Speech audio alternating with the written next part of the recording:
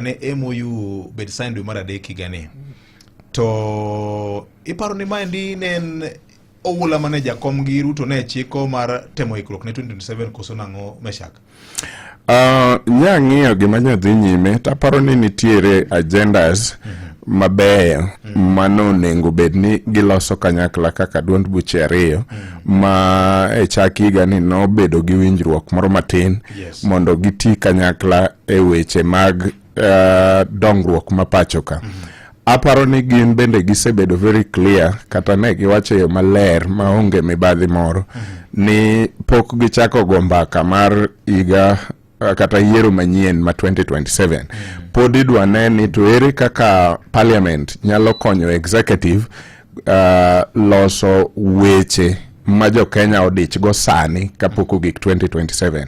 Mokwongo jo Kenya dwa ng'eyo ni weche mag police brutality ochopo kanye, ere kaka gin weche ma jo Kenya nyalo wechien ma wabed gi geno ni koro waonge gi to kata buok mora ni police nyalo timore gi ji kaka nyose timore chien kanyono.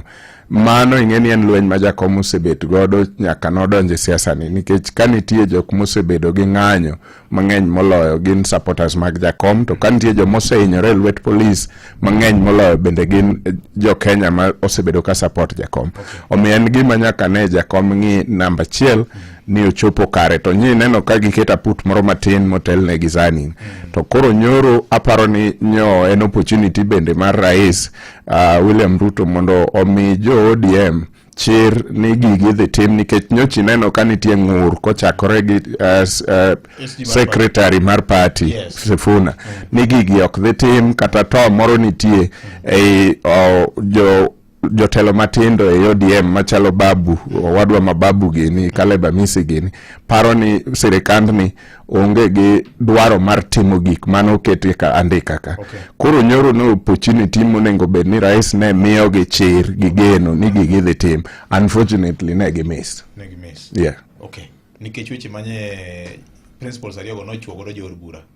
Jo od bura bende nyong'ur e weche mag jakom wach CDF ma jomoko kuomwa bendo sebet kawacho ni adiri to unge kaka dang ubed patron mar CDF to in bende emi oversight CDF.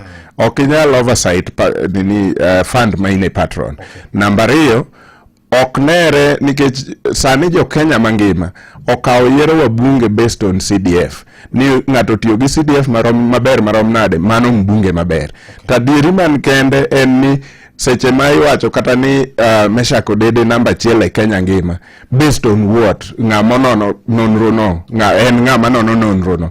Ibro yudo ni gin kende moko matindo mag wegi ma samoro akawo mano menda kuomi ka etaketi namba 1, nikech ka chik to mi legislation omi oversight to gi representation. So iketi namba 1 based on what? Legislation ine mitimo maber moingo wabunge mamoko.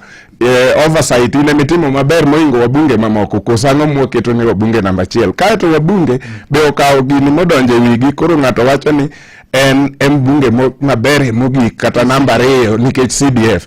To mokwongo CDF en $1,100,000 samore constituency ni.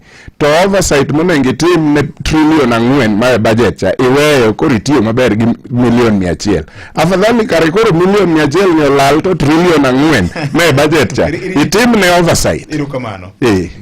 George bura ni ne wageno ni kamoro ne biro payo ne weche mang'eny. Of course ne giwacho weche mag compensation mag victims, ne gi unveil the 5-member team mar Agnes Zani mabiro ng'eyo kaka inyalo dhir wach mar 10-point agenda kod NADCO report.